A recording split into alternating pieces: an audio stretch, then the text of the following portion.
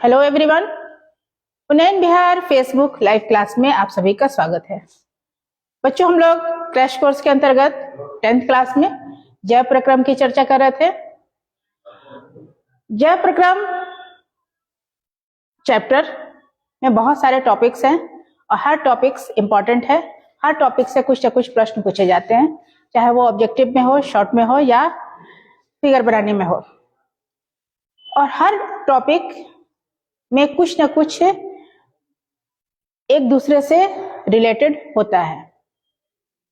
तो ये सारे जो टॉपिक्स हैं वो थोड़ा ध्यान से आप लोग को पढ़ने की जरूरत है और इससे ज्यादातर प्रश्न परीक्षा में पूछे जाते हैं। तो एग्जाम के दृष्टिकोण से ये चैप्टर काफी महत्वपूर्ण है। तो अब बच्चों हम लोग समझे कि जैव प्रक्रम क्या है। तो चूंकि जीवों का शरीर क्या होता है बच्चों के, एक सुनिश्चित व्यवस्था होती है। तो जीवों में एक सुव्यवस्थित और एक निश्चित संरचनात्मक व्यवस्था होती है, चाहे वो कोशिकीय स्तर से लेकर के वो अंग और अंग तंत्र तक व्यवस्था हो या वो अंग तंत्र मिलकर के एक जीव का निर्माण करें। और उन सभी तंत्रों में जैविक क्रियाएं संपादित होती हैं। तो हम लोग इससे कह सकते हैं कि वे सारी क्रियाएं जिसके द्वारा जीवों का अनुरक्षण या मेंटेनेंस होता है वो जैव प्रक्रम कहलाती है। और इस क्रिया के अंतर्गत न्यूट्रिशन, रेस्पिरेशन, एक्सक्रीशन, सर्कुलेशन, ये सारी क्रियाएं शामिल होती हैं। बच्चों, ये सारे टॉपिक्स से ध्यान से पढ़ने की जरूरत होती है। तो इसे हम लोग डिफाइन ऐसे कर सकते हैं ना कि वे सारी प्रक्रियाएं जिसके द्वारा जीवों के शरीर का अनुरक्षण होता है। इसे हम लोग इंग्लिश में ऐसे भी डिफाइन कर सकते हैं कि all the process that maintain the body of an organism collectively are called life process. यानी कि शरीर के भीतर जितनी भी जैविक प्रक्रियाएं होती हैं वो सब जैव प्रक्रम या लाइफ प्रोसेस के हिस्सा होती हैं। तो ये एक खास तरह के विज्ञान के शाखा में इसका अध्ययन किया जाता है। तो उस शाखा को हम लोग फिजियोलॉजी कहते हैं। अगर हम लोग जंतुओं का अध्ययन कर रहे होते हैं तो उसे हम लोग एनिमल फिजियोलॉजी कहते हैं, और अगर हम लोग पौधों का अध्ययन कर रहे होते हैं तो उसे हम लोग प्लांट फिजियोलॉजी कहते हैं। तो इस क्रम में हम लोग पहले देखें पोषण या न्यूट्रिशन। तो न्यूट्रिशन क्या है? तो बच्चों, हम लोग जानते हैं कि किसी भी चीज को कार्य करने के लिए ऊर्जा की आवश्यकता है, चाहे वो हमारा बस, ट्रेन, कार, मोटर गाड़ी क्यों ना हो, चाहे कोई जीव क्यों नहीं हो, हर को काम करने के लिए ऊर्जा की आवश्यकता होती है। और ऊर्जा का स्रोत अलग अलग तरह से हम लोग प्राप्त करते हैं। तो जीव कैसे प्राप्त करते हैं? तो जीव अपना ऊर्जा जो है वो किससे? भोजन से प्राप्त करते हैं। तो पोषण कहलाएगा वह विधि जिसके द्वारा जीव अपने पोषक तत्वों को ग्रहण करके उसका उपयोग करता है, पोषण कहलाता है। तो उपयोग क्या करता है? उपयोग करता है कि अपने शरीर की वृद्धि करता है, उसके शरीर में जो कोशिकाएं टूट फूट होती हैं उनकी वो मरम्मत करता है, और जो भी क्रियाएं संपादित होती हैं हमारे शरीर में उसके लिए ऊर्जा की आवश्यकता होती है। तो वो ऊर्जा जो है उसे भोजन से प्राप्त करता है। तो भोजन में बहुत सारे आवश्यक पोषक पदार्थ होते हैं जो कि हमारे शरीर के निर्माण से लेकर के कार्य करने तक आवश्यक होते हैं, जिसमें कि हमारे कार्बोहाइड्रेट, प्रोटीन, वसा, मिनरल्स, विटामिन, ये सारे चीज जो है वो हमारे पोषक तत्व होते हैं जो हमें पोषण के रूप में भोजन से प्राप्त होते हैं। तो हम लोग कहेंगे कि वह विधि जिसके द्वारा जीव पोषक तत्वों को ग्रहण करता है वो विधि जो कहलाती है वो पोषण कहलाती है। तो पोषण की दो विधियां होती हैं। पहला होता है ऑटोट्रॉफिक न्यूट्रिशन। ऑटो मतलब सेल्फ, यानी कि स्वयं। तो कोई भी जीव अपना भोजन स्वयं संश्लेषित करता है, उसे हम लोग ऑटोट्रॉफिक न्यूट्रिशन कहते हैं, और वैसे जीव को ऑटोट्रॉफ कहते हैं। तो ऑटोट्रॉफ को हिंदी में हम लोग कहते हैं स्वपोषण, और वैसे जीव को स्वपोषी। तो इसका उदाहरण है हमारा ऑल ग्रीन प्लांट्स। जितने भी हरे पौधे हैं और ग्रीन एल्गी हैं वो सब क्या है? ऑटोट्रॉफ है, यानी और इसमें न्यूट्रिशन की जो विधि हुई वो ऑटोट्रॉफिक हुई। दूसरा है हेट्रोट्रॉपिक न्यूट्रिशन। हेट्रो मतलब अदर या भिन्न, और पोषण की वह विधि जिससे जीव अपना भोजन किसी दूसरे से या भिन्न भिन्न तरीकों से प्राप्त करता है, स्वयं संश्लेषित नहीं करता है बल्कि दूसरे से प्राप्त करता है। तो वैसे न्यूट्रिशन को हम लोग हेट्रोट्रॉपिक न्यूट्रिशन कहते हैं, और इसे हिंदी में हम लोग परपोषण कहते हैं, परपोषण। और वैसे जीव को परपोषी कहते हैं। तो हेट्रोटाइप के जो न्यूट्रिशन है वो भी 3 प्रकार के होते हैं।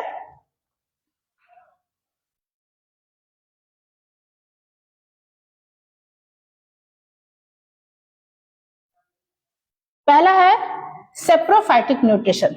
सेप्रोस मतलब होता है टू एब्जॉर्ब, यानी किसी भी चीज को अवशोषित करना।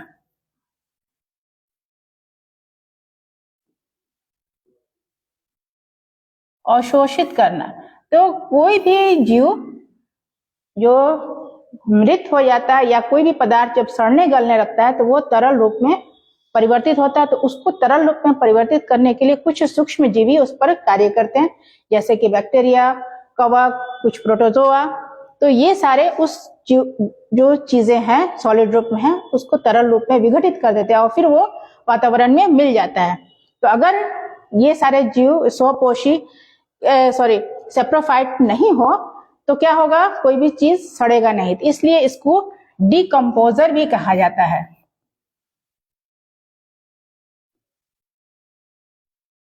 डिकम्पोजर या अपघटक। तो सेप्रोफाइट को अपघटक भी कहा जाता है। तो वैसे न्यूट्रिशन की विधि को सेप्रोफाइटिक न्यूट्रिशन कहेंगे और वैसे जीव को सेप्रोफाइट कहेंगे या मृत जीवी कहेंगे।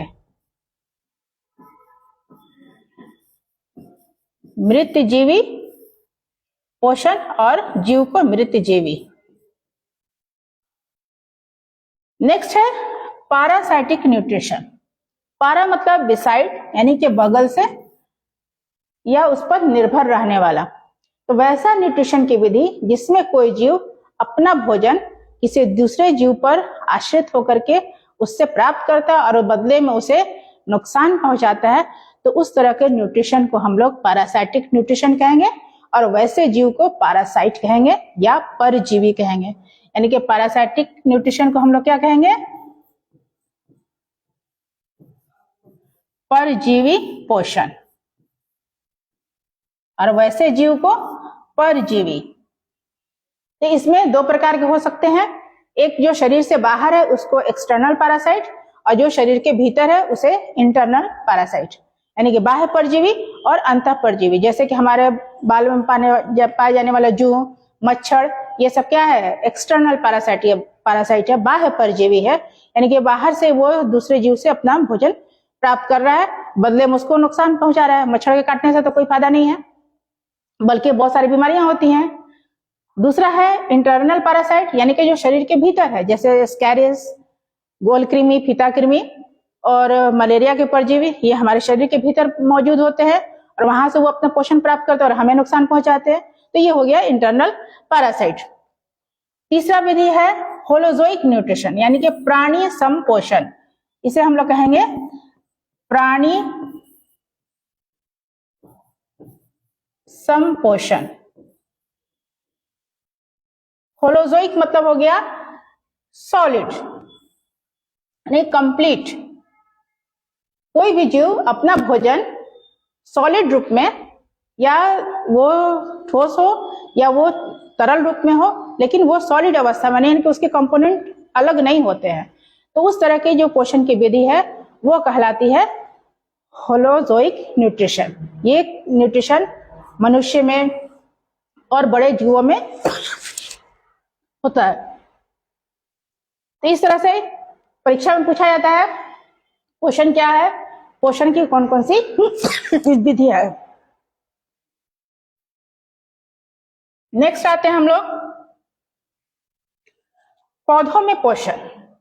तो चूंकि जीव है तो जीव में दोनों ही आएंगे, पौधे और एनिमल।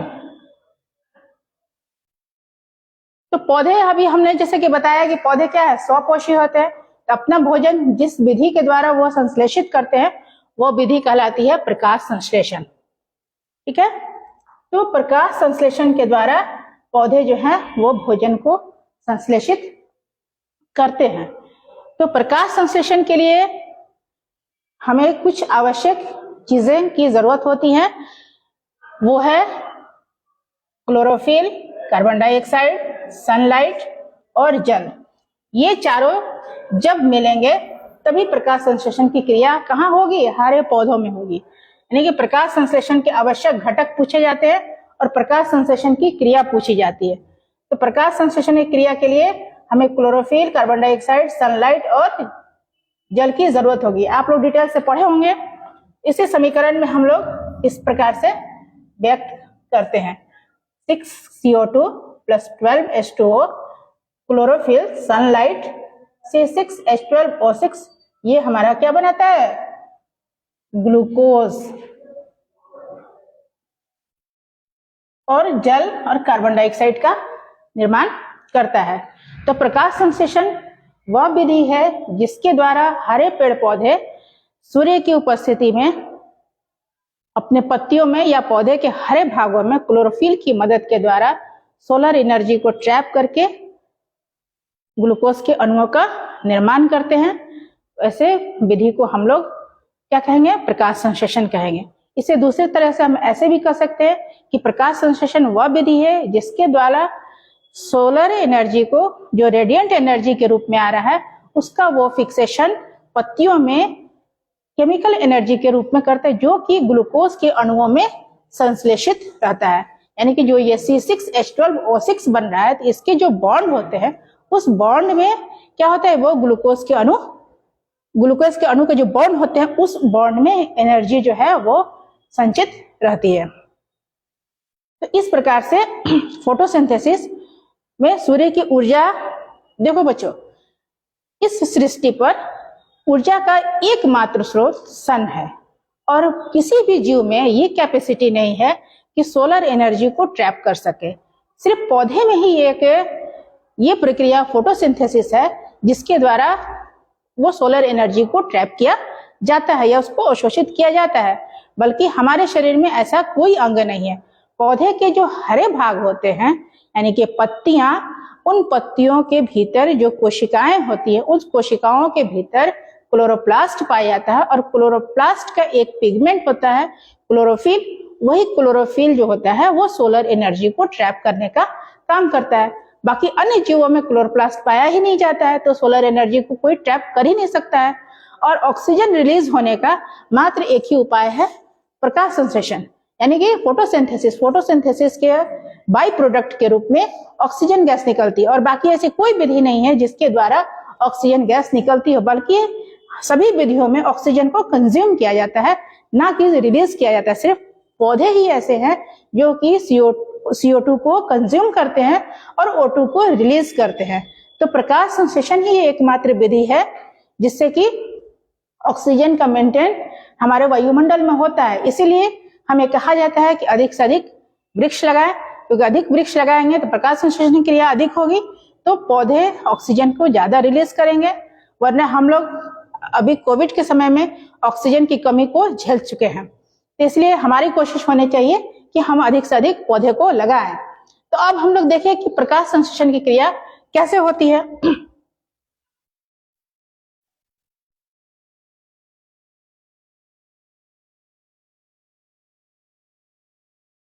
अब मान लीजिए कि ये कोई पत्ती है,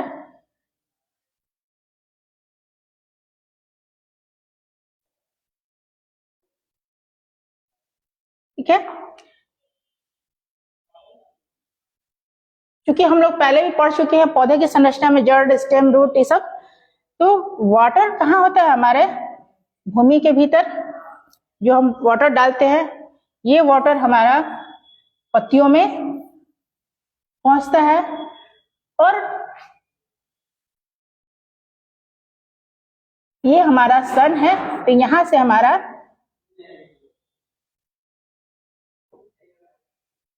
ये सोलर एनर्जी के रूप में ये पत्तियों तक पहुंचता है और पत्तियों में हमारा क्या मौजूद है? क्लोरोफिल। पत्ती हरी है ठीक है।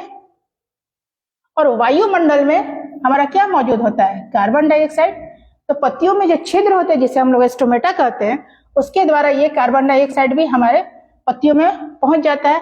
तो क्या मिला यहाँ पे? तो कार्बन डाइऑक्साइड प्लस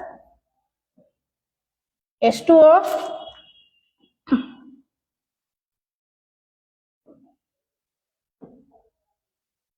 और पत्ती में हमारा मौजूद है क्या?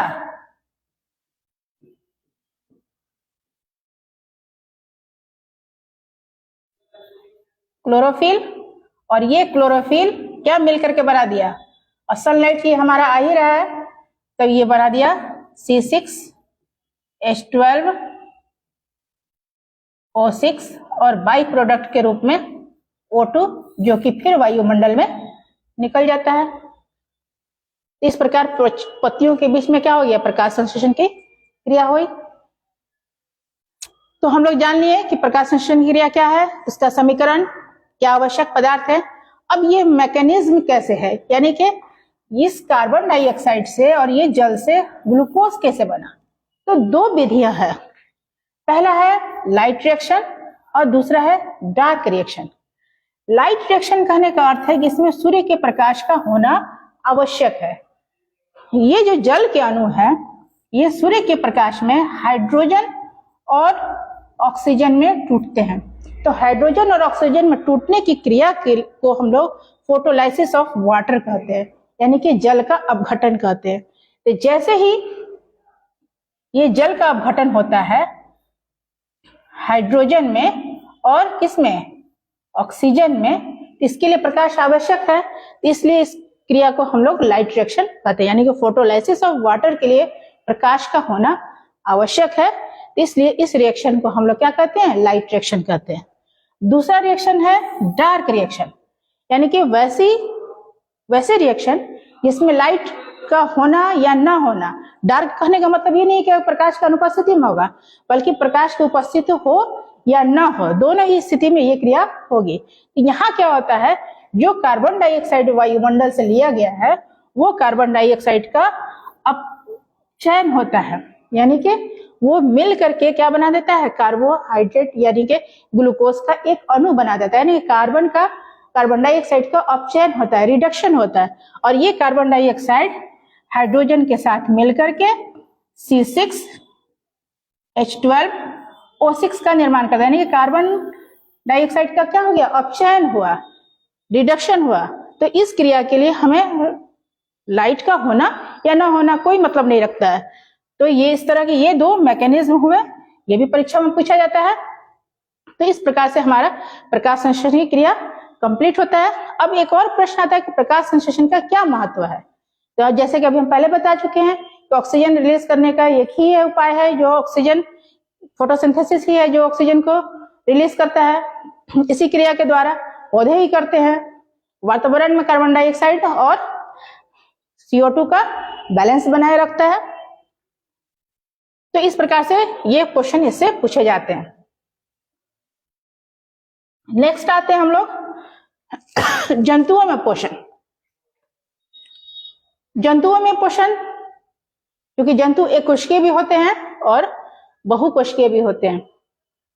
एक कोशिकीय जीवों में जो पोषण की विधि होती है, जैसे कि अमीबा, पैरामीशियम, तो चूंकि अमीबा का कोई शरीर निश्चित आकार नहीं होता है, तो अगर कोई फूड पार्टिकल्स इसके समीप आता है तो ये अपने कूटपाद की सहायता से इसे अपने भीतर ले लेता है और इस प्रकार से ये फूड इसके भीतर पहुंच जाता है और यहाँ पर जो इसका डाइजेशन, एसिमिलेशन वगैरह जो भी है वो सब एक कोशिका के भीतर संपन्न होती है और फिर अनपचा भोजन जो है वो इसके बाहरी भाग में आता है और इसके बाहरी सतह से निकल जाता है। उसी तरह से जो पैरामीशियम है उसका भी शरीर इस प्रकार से होता है और यहाँ पर इसका खांच बना हुआ होता है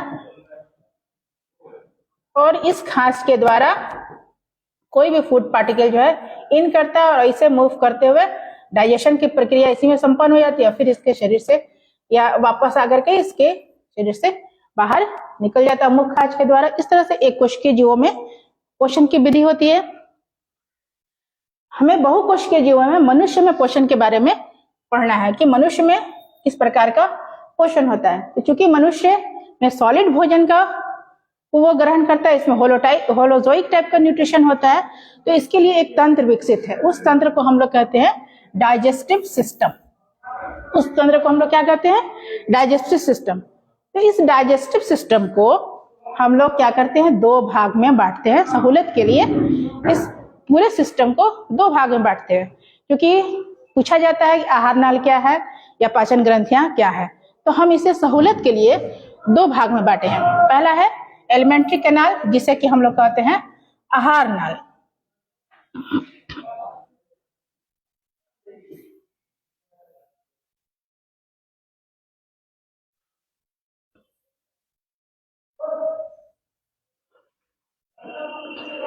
इसे हम लोग कहते हैं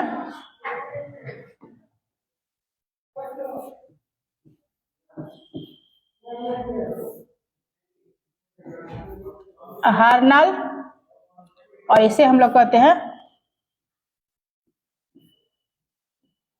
पाचन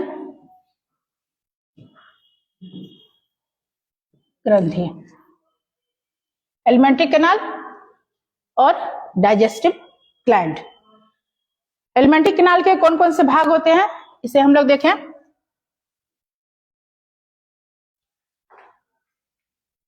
पहला होता है माउथ, जिससे हम लोग भोजन को लेते हैं और भीतर में क्या करते हैं?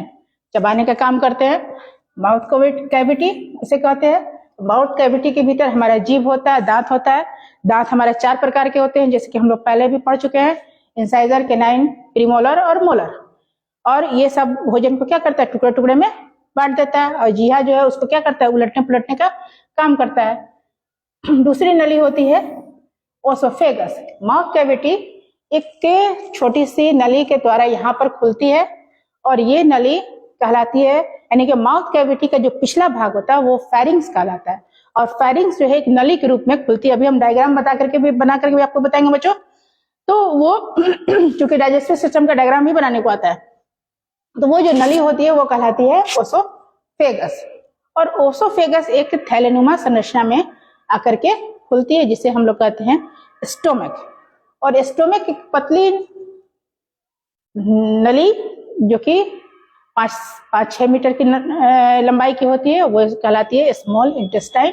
और स्मॉल इंटेस्टाइन खुलती है लार्ज इंटेस्टाइन में, ठीक है। और स्मॉल इंटेस्टाइन के 3 भाग होते हैं। आगे वाले भाग को हम लोग कहते हैं डिओडेनम, इसे हिंदी में हम लोग कहते हैं ग्रहणी। दूसरा भाग होता है जेजुनम, और तीसरा भाग होता है इलियम। उसी तरह से लार्ज इंटेस्टाइन यानी कि बड़ी आंत के भी 2 भाग होते हैं, कोलोन और रेक्टम, ठीक है। दूसरा भाग हमने बताया था डाइजेस्टिव ग्लैंड। तो डाइजेस्टिव ग्लैंड में हमारा आता है पहला सलाइवरी ग्लैंड, जो हमारे कहाँ होता है? मुख में होता है, यानी कि हमारे जौ के ऊपर नीचे 3 जोड़ी ये पाया जाता है क्या? सलाइवरी ग्लैंड, लार ग्रंथि। दूसरा है गैस्ट्रिक ग्लैंड, ये हमारे स्टोमक में पाया जाता है, ठीक है। ये हमारा कहाँ पाया जाता है? माउथ में। ये पाया जाता है अमाशय में, यानी कि स्टोमक में। उसके बाद सबसे बड़ी ग्रंथि होती है लीवर, जिसे कि हम लोग कहते हैं यकृत, या साधारण भाषा में इसे कलेजी भी कहा जाता है, यकृत। दूसरा होता है पैंक्रियाज, इसको हम लोग अग्नाशय भी हिंदी में कहते हैं। क्या कहते हैं? अग्नाशय।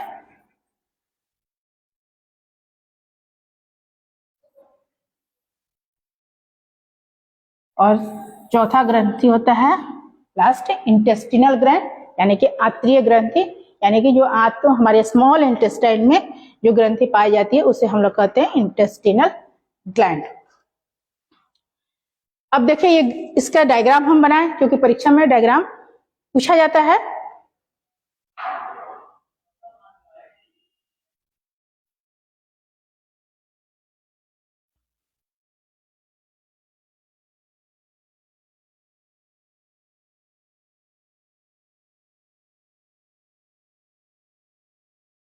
बच्चों डायग्राम बनाते समय ये नहीं देखना चाहिए कि बुक में कैसे डायग्राम दिया, बल्कि हमें ये ध्यान देना चाहिए हमें दिखाना क्या क्या है। अगर हम एलिमेंट्री कैनाल के पार्ट को याद रखे रहेंगे कौन कौन सा भाग कहाँ कहाँ पे है, तो हमें डायग्राम बनाने में सहूलत होती है। तो जैसे हमने पहले बताया माउथ, तो ये माउथ का पोर्शन हमारा हो गया।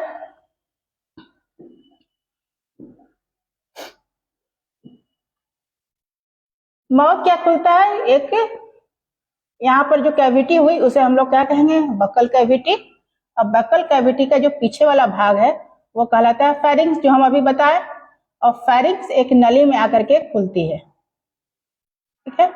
और यहाँ पर एक फ्लैप लगा हुआ होता है, यानी कि हमारी सांस नली और भोजन की नली एक ही होती है। तो जहां पर ये पॉइंट बनता है उसको कहा जाता है गलेट, यानी कि जब भोजन को निगलते हैं, और जब हम सांस लेते हैं उसको कहा जाता है ग्लोटिस। ये नली अब आ जाता है, लंबी नली बनती है। और ये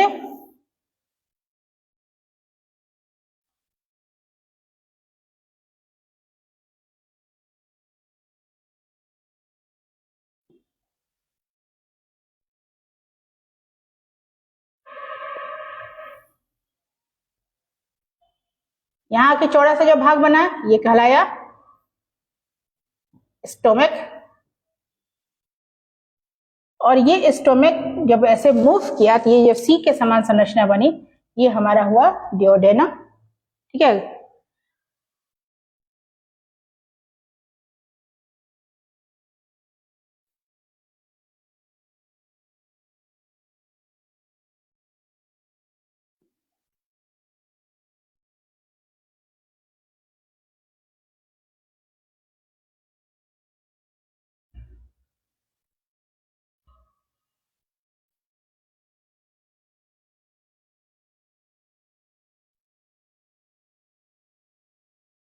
थोड़ा सा सहूलत के लिए हम लोग पहले बड़ी आंत को बना लें।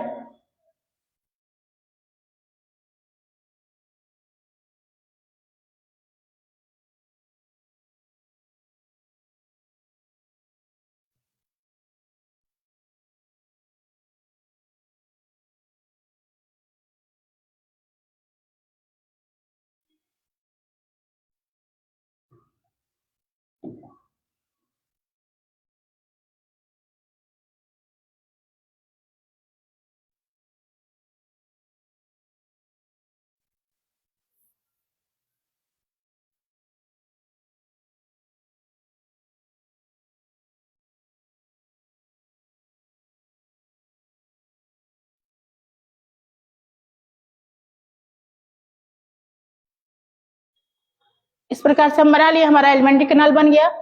Mouth, buccal cavity, pharynx, stomach, small intestine, large intestine. और यहाँ पर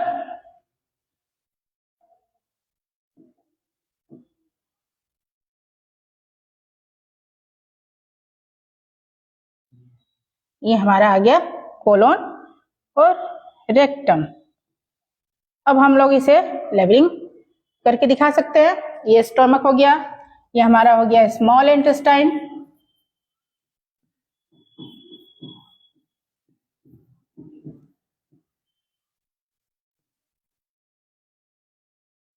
लार्ज इंटेस्ट,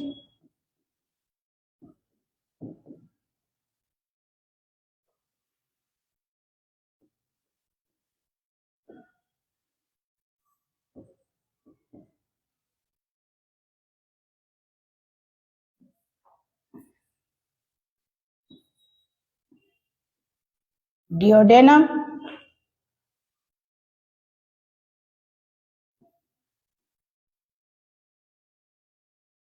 ओसोफेगस,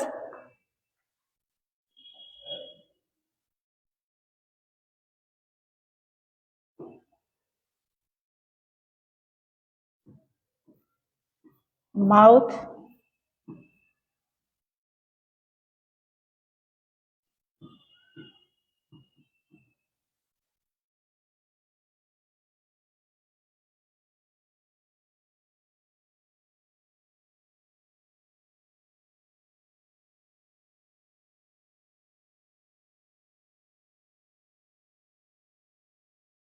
गलेट,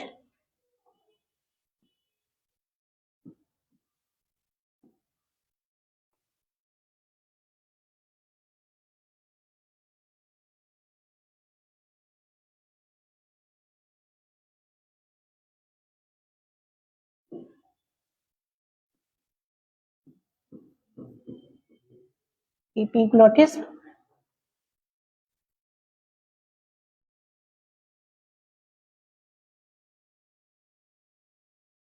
ये हमारा एलिमेंट्री कैनाल बन गया।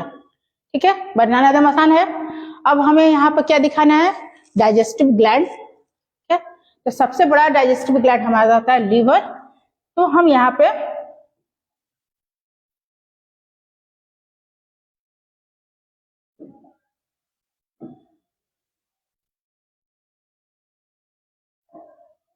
लीवर का संरचना बना देंगे, और इस लीवर में एक छोटी सी और नली होती है, क्योंकि लीवर में बाइल का फॉर्मेशन होता है। तो ये बाइल जो है यानी पित्त, वो इसमें आकर के जमा होता है गॉल ब्लैडर में। इसको हम लोग पित्त की थैली या गॉल ब्लैडर कहते हैं। ये एक पतली नली के द्वारा यहाँ आकर के खुलता है, और यहीं पर आकर के एक और ग्रंथि होता है जिसे कि हम लोग पैंक्रियाज कहे हैं। इसकी भी नली आकर के यहाँ कॉमन रूप से खुलती है। ठीक है, तो ये दो नली आकर के यहाँ पर डिओडेनम में खुलती है। मैक्सिमम पाचन की क्रिया हमारा यहाँ पर संपन्न होता है। तो लीवर और पैंक्रिया, लीवर से जो नली निकली गॉल ब्लैडर से, उसे हम लोग कॉमन बाइल डक्ट कहते हैं, और पैंक्रियास से जो नली निकलती है पैंक्रियाटिक डक्ट कहते हैं। ये दोनों आकर के यहाँ इलियम में डिओडेनम में आकर के खुलती है। अब ये हमारा डाइजेस्टिव सिस्टम का पूरा डायग्राम बन गया। इसी प्रकार से आपको परीक्षा में भी बनाना है। कोई जरूरी नहीं है कि बहुत सुंदर ही बनेगा तो ही मार्क्स होगा। सुंदर बन सकता है तो अच्छी बात है, लेकिन अगर हम सारा चीज को दिखा दें तो कोई दिक्कत नहीं है। तो ये छोटी आंत का अगला भाग हो गया, पिछला भाग ये इलियम हो गया, बड़ी आंत ये हो गया। तो बड़ी आंत का ये एक भाग इधर से ऊपर की तरफ जा रहा है तो इसको असेंडिंग कहेंगे, साइड में है उसको हम लोग ट्रांसवर्स कहेंगे, फिर ये डाउन हो रहा है उसको हम लोग डिसेंडिंग कहेंगे। ये भाग जो हो गया रेक्टम, या जिसे मलाशय कहेंगे, और ये हो गया एनस, जिसके द्वारा अपशिष्ट पदार्थ शरीर से बाहर निकल जाता है। तो इस प्रकार हमारा डाइजेस्टिव सिस्टम का डायग्राम बनाने को अगर आता है तो हम डाइजेस्टिव सिस्टम का डायग्राम बना सकते हैं। अब है कि पाचन की प्रक्रिया कैसे होती है, यहाँ पर पाचन कहाँ कहाँ पर होता है। तो बच्चों, पाचन की जो क्रिया होती है वो हमारे माउथ से स्टार्ट हो जाती है। तो हमें पचाना होता है क्या, कार्बोहाइड्रेट, प्रोटीन और वसा। तो जैसे ही हम लोग भोजन को मुंह में लेते हैं तो हमारे मुंह के भीतर जो लार ग्रंथि एक्टिव हो जाती है, सलाइवरी ग्लैंड, उससे टाइलिन निकलता है, यानी कि लार निकलता है। वो कार्बोहाइड्रेट को आंशिक रूप से पाचन करता है, और आंशिक रूप से कार्बोहाइड्रेट का पाचन कहाँ हो जाता है, हमारे माउथ में होता है। अब वो माउथ से भोजन जो है वो इससे ओसोफेगस यानी कि ग्रास नली से होते हुए हमारे स्टोमक में आता है। ठीक है, तो जब यहाँ पर से जब भोजन आता है तो एक मूवमेंट होता है, यानी कि कुछ इस तरह की मूवमेंट होता है जिसको कि हम लोग पेरिस्टाल्टिक मूवमेंट कहते हैं। उसके द्वारा भोजन हमारा कहाँ आता है, स्टोमक में आता है। और स्टोमक में भोजन का पाचन, कार्बोहाइड्रेट का पाचन नहीं होता है, बल्कि वहां पर क्या होता है, प्रोटीन का पाचन होता है। और इससे स्टोमक के भीतर बहुत सारी ग्रंथियां होती हैं। ठीक है, और स्टोमक के भी 3 भाग होते हैं। तो स्टोमक के भीतर जो ग्रंथि होती है उसे हम लोग गैस्ट्रिक ग्लैंड कहते हैं, या क्या कहते हैं, जठर ग्रंथि। इसे हम लोग क्या कहेंगे, जठर ग्रंथि। और इससे जो जूस निकलता है उस जूस को हम लोग जठर रस या गैस्ट्रिक जूस कहते हैं, जिसमें कि मुख्य होता है पेप्सिन, और दूसरा होता है म्यूकस, और तीसरा होता है लाइपेज। यहाँ पे जो स्टोमक के जो भाग है, ऊपर का भाग कुछ अलग है। ऊपर के भाग को कार्डियक कहेंगे, बीच वाले भाग को पाइलोरिक कहेंगे, और लास्ट वाले भाग को फंडिक कहेंगे। तो इस प्रकार से यहाँ पर जो गैस्ट्रिक ग्लैंड से जो अलग अलग कोशिकाओं से निकलते हैं, जिसमें से जो 3 प्रकार की कोशिकाएं होती हैं, ऑक्जेंटिक सेल जो कि HCl का स्राव करता है, जाइमोजन सेल जो इनएक्टिव पेप्सिन का स्राव करता है, और म्यूकस सेल म्यूकस का स्राव करता है। तो ये सारा स्राव आपस में मिलकर क्या बनाता है, गैस्ट्रिक जूस बनाता है। तो गैस्ट्रिक जूस से प्रोटीन का पाचन हमारे आमाशय में आंशिक रूप से होता है और वसा का भी पाचन होता है, लेकिन कार्बोहाइड्रेट का पाचन नहीं होता है। अब ये पाचन की क्रिया जो कहाँ आया, हमारा डिओडेनम में। डिओडेनम में बाइल से बाइल गॉल ब्लैडर से बाइल निकलता है, पैंक्रियास से पैंक्रियाटिक जूस निकलता है, और चूंकि इंटेस्टाइन में भी ग्रंथियां होती हैं, तो इन ग्रंथियों से जो स्राव निकलता है उसे हम लोग कहते हैं इंटेस्टिनल ग्लैंड से जो निकलता है इंटेस्टिनल जूस, जिसे हम लोग सेकस एंटेरिकस भी कहते हैं, इंटेस्टिनल जूस। ठीक है, और पैंक्रियास से जो निकलता है उसे हम लोग कहते हैं पैंक्रियाटिक जूस।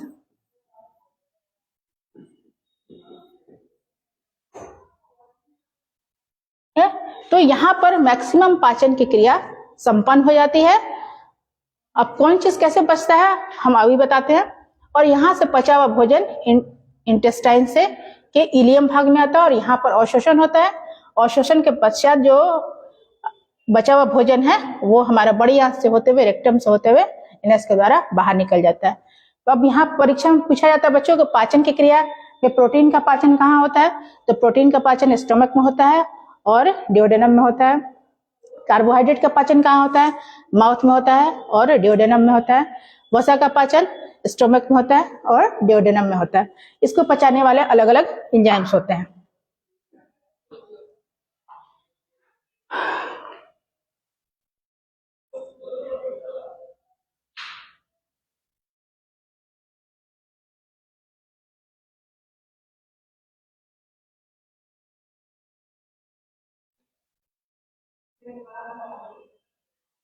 अब देखिए माउथ में पाचन कैसे हुआ। माउथ से सिलेवरी एमाइलेज निकला और ये कार्बोहाइड्रेट को पचा करके किस में बनाया, माल्टोज।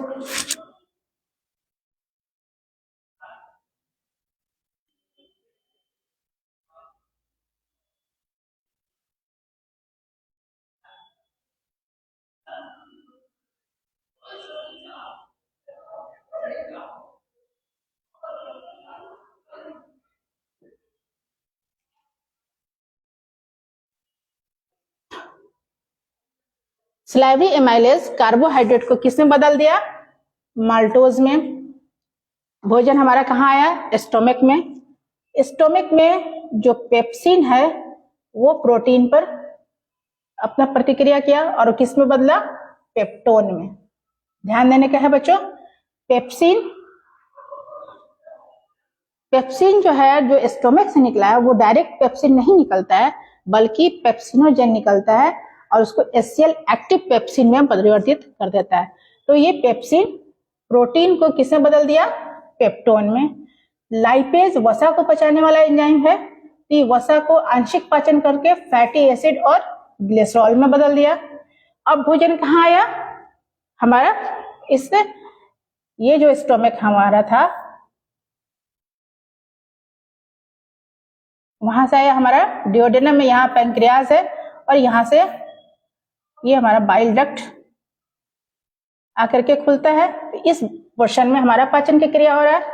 तो यहाँ पर जब डिओडेनम में हो रहा है तो यहाँ पर पहले हमारा क्या है, पैंक्रियाज से पैंक्रियाटिक जूस, और उस पैंक्रियाटिक जूस में क्या क्या होता है, एमाइलेज, लाइपेज और ट्रिप्सिन। और बाइल जो है, जो बाइल निकलता है वो बाइल क्षारीय होता है और वसा को क्या कर देता है, इमल्सिफाई कर देता है, यानी कि उसके टुकड़े में कर देता है। जैसे कि हम लोग के हाथ में तेल लगा हुआ होता है तो हम लोग जब साबुन लगाते हैं तो कैसा तेल हाथ में कैसा हो जाता है, ठीक उसी तरह से ये जो बाइल है वो वसा को क्या कर देता है, इमल्सिफाई कर देता है। तो वसा टुकड़े में क्षारीय हो जाता है। यहाँ पर जो पाचन की क्रिया होगी वो क्षारीय माध्यम होगी। स्टोमक में चूंकि HCl निकलता था तो यहाँ पे जो पाचन की क्रिया होती थी स्टोमक में वो अम्लीय माध्यम होती थी। अब जो पाचन की प्रक्रिया होगी डिओडेनम में वो होगी क्षारीय माध्यम में, और उस एसिड के प्रभाव को क्या कर देगा, खत्म कर देगा। तो एमाइलेज स्टार्च जो माल्टोज के रूप में भी है या ग्लाइकोजन, इसको बदल देगा किसमें, माल्टोज में। लाइपेज वसा को, इमल्सिफाइड फैट को फैटी एसिड और ग्लिसरॉल में परिवर्तित कर देगा। ट्रिप्सिन प्रोटीन को पचाने वाला एंजाइम है, तो जो पेप्टोन में परिवर्तित हुआ था कहाँ, हमारे अमाशय में, वो इसको बदल देगा पेप्टाइड्स में। ठीक है बच्चों, एक चीज और ध्यान देना है, एज लगा हुआ है, अगर किसी शब्द में एज लगा हुआ है तो उसका अर्थ है कि वो एंजाइम्स है। अब यहाँ पर इंटेस्टिनल ग्लैंड से जो जूस निकलता है उसको हम लोग इंटेस्टिनल जूस कहते हैं, जिसके भीतर माल्टेज और ये माल्टोज को परिवर्तित कर देता है ग्लूकोज में, ये अंतिम रूप है।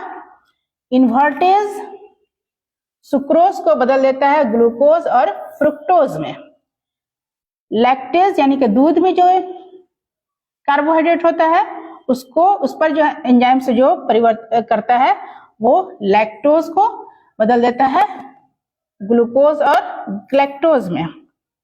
पेप्टिडेज जो पेप्टाइड बना और या जो रेस्ट पेप्टोन बना उसको परिवर्तित कर देता है किसमें, एमिनो एसिड में।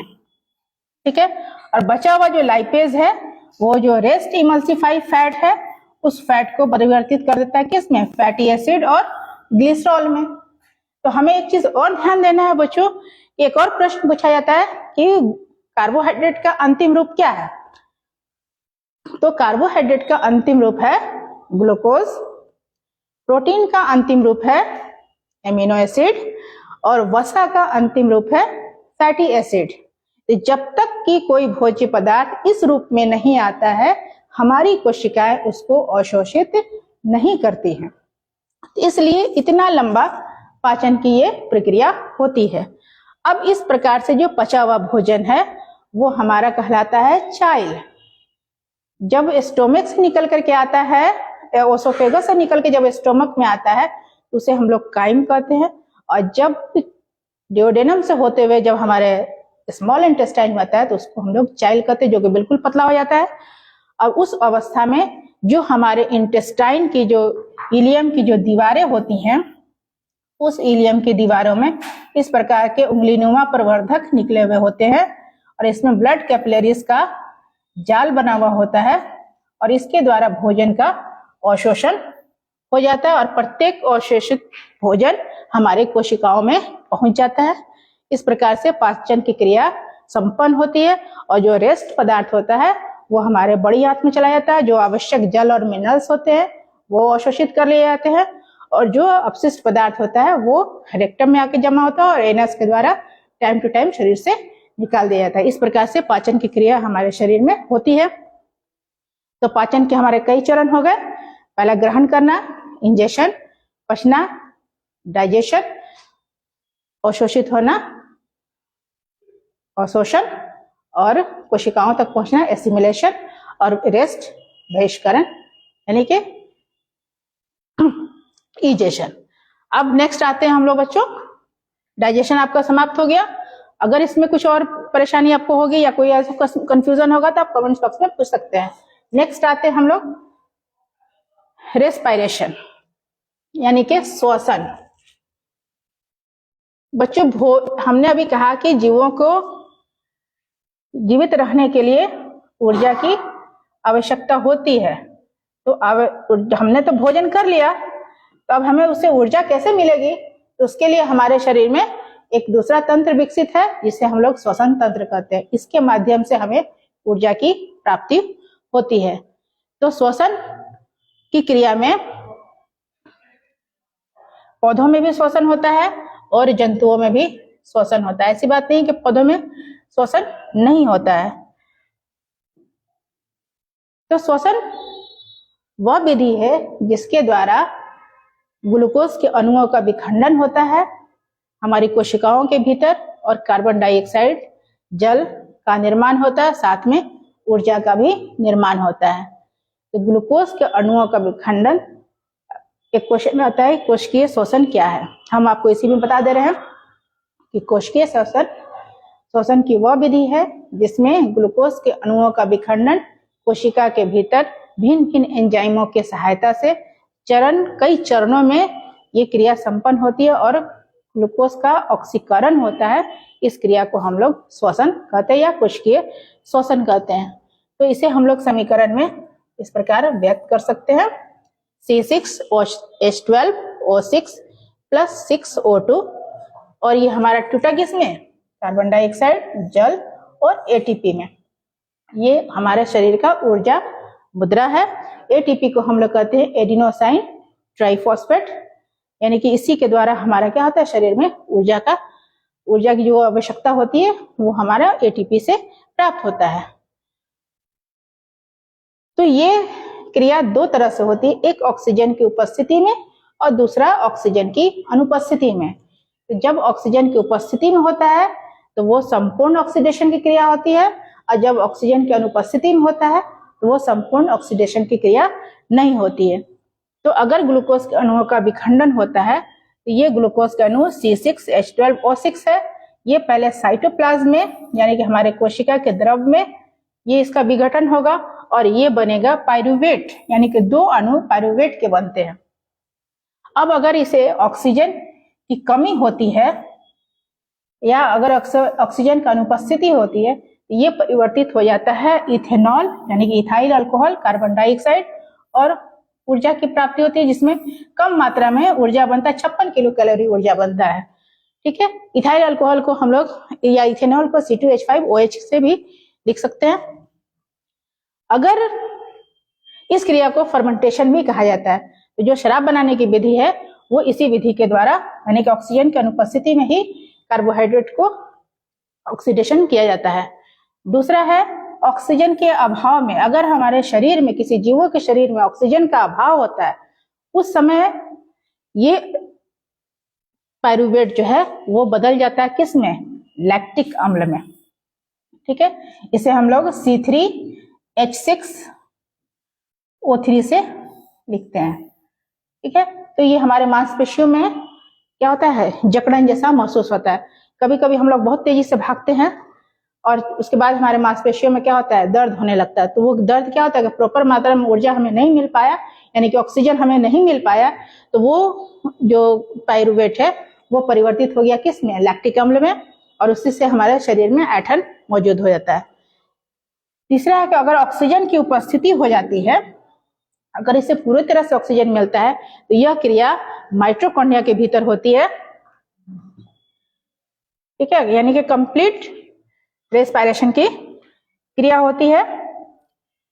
तो यहाँ कार्बन डाइऑक्साइड, जल और 686 किलो कैलोरी ऊर्जा प्राप्त होती है। तो ये तीन स्थिति होती है हमारा ऑक्सीडेशन की, यानी कि ग्लूकोज के अणुओं का ऑक्सीडेशन की तीन अवस्था होती है। एक ऑक्सीजन की अनुपस्थिति में इथेनॉल बनेगा जो फर्मेंटेशन कहलाएगा, लैक्टिक अम्ल बनेगा जो हमारी मांसपेशियों में रहेगा, और अगर इसे प्रॉपर ऑक्सीजन मिल जाता है तो माइटोकॉन्ड्रिया के भीतर कंप्लीट ऑक्सीडेशन की क्रिया होती है। इसी कारण से माइटोकॉन्ड्रिया को power house of the cell कहा जाता है, क्योंकि ऊर्जा का उत्पादन सबसे अधिक वहीं होता है कि 686 किलो कैलोरी ऊर्जा उत्पन्न होती है एक मॉलिक्यूल से। तो इस प्रकार एक प्रश्न आता है कि अवायवीय और वायवीय श्वसन में क्या अंतर है, यानी कि एरोबिक रेस्पिरेशन और एनएरोबिक रेस्पिरेशन में क्या अंतर है। यानी कि ऑक्सीजन की उपस्थिति में एक होगा, एक ऑक्सीजन की अनुपस्थिति में होगा। एक में ज्यादा ऊर्जा निकलेगी, एक में कम ऊर्जा निकलेगी। एक में कंप्लीट ऑक्सीडेशन की क्रिया होगी, दूसरे में ऑक्सीडेशन की क्रिया कंप्लीट नहीं होगी। एनऑक्सी में एथेनॉल और लैक्टिक एसिड बनेगा, और जबकि इसमें कार्बन डाइऑक्साइड, जल और एटीपी का निर्माण होगा। तो इस तरह से ये ऑक्सीडेशन की क्रिया हमारे शरीर में होगी। एक और बच्चों प्रश्न पूछा जाता है कि ये ऑक्सीडेशन की क्रिया जो हमारे शरीर में होती है, इसमें जो गैस, जो कार्बन डाइऑक्साइड या ऑक्सीजन जो आता है, वो गैस का एक्सचेंज कैसे होता है। अच्छा, एक चीज और पहले आपको बता दें कि पौधों में भी जो श्वसन की क्रिया होती है वो पत्तियों में होता है। पत्तियों के कहाँ? स्टोमेटा के द्वारा। जो पत्तियां होती हैं उनमें छिद्र होता है छोटे छोटे। स्टोमेटा खुलना बंद होना नेक्स्ट क्लास में आपको बताएंगे बच्चों। तो इस छिद्र के द्वारा ऑक्सीजन और कार्बन डाइऑक्साइड का आदान प्रदान विसरण के द्वारा होता है। कणों में लेंटिसेल होता है जिसके द्वारा ऑक्सीजन और कार्बन डाइऑक्साइड का आदान प्रदान होता है। जड़ों में इंटरसेलुलर स्पेस होता है जिसके द्वारा कार्बन डाइऑक्साइड और ऑक्सीजन का आदान प्रदान होता है। अब आए गैसों का एक्सचेंज कैसे होता है।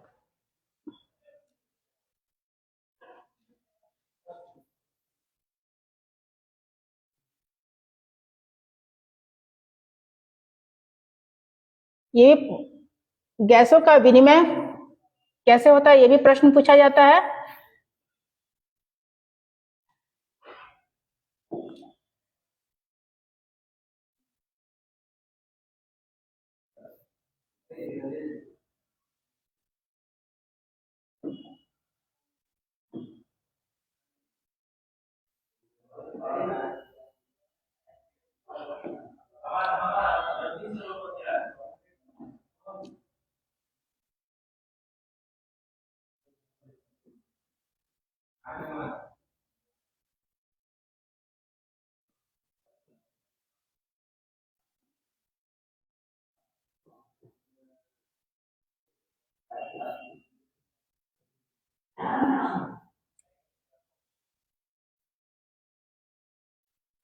ये मानव का श्वसन तंत्र का है डायग्राम, जिसमें कि 2 लंग्स और ये श्वास नली है।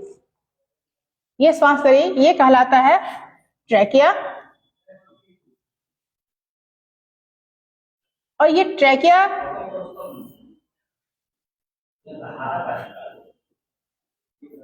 ब्रोंकस यहाँ 2 भागों में बढ़ जाता है, और ये कहलाता है ब्रोंकियोलाई। और ये किनारे का जो भाग है उसको कहते हैं हम लोग एल्वियोलाई। इस एल्वियोलाई में ब्लड कैपिलरीज का जाल बिछा हुआ होता है।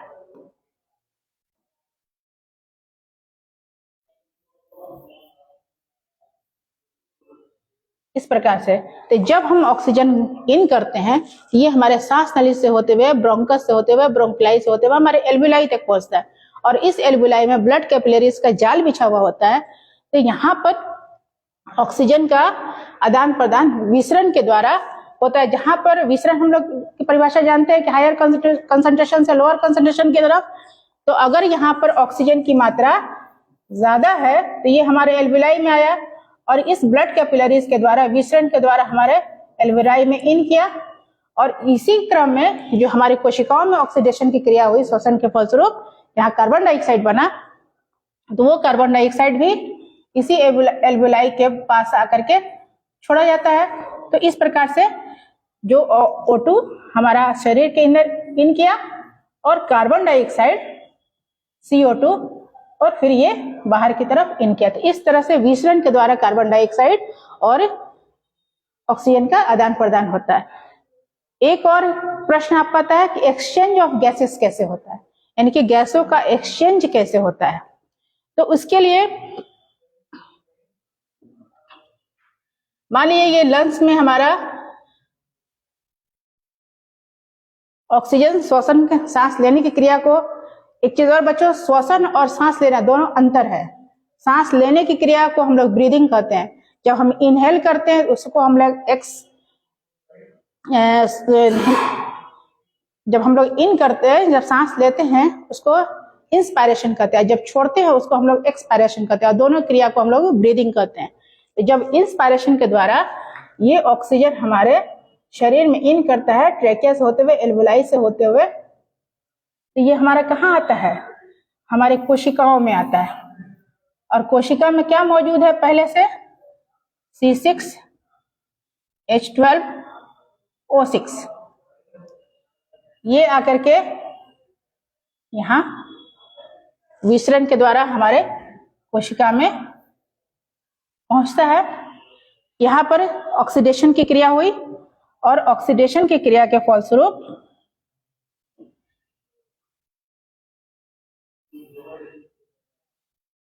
कार्बन डाइऑक्साइड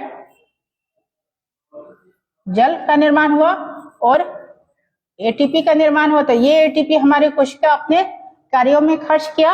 अब ये कार्बन डाइऑक्साइड फिर कहाँ निकलता है? हम विसरण के द्वारा बाहर की तरफ आता है और फिर ये हमारे लंग्स से होते हुए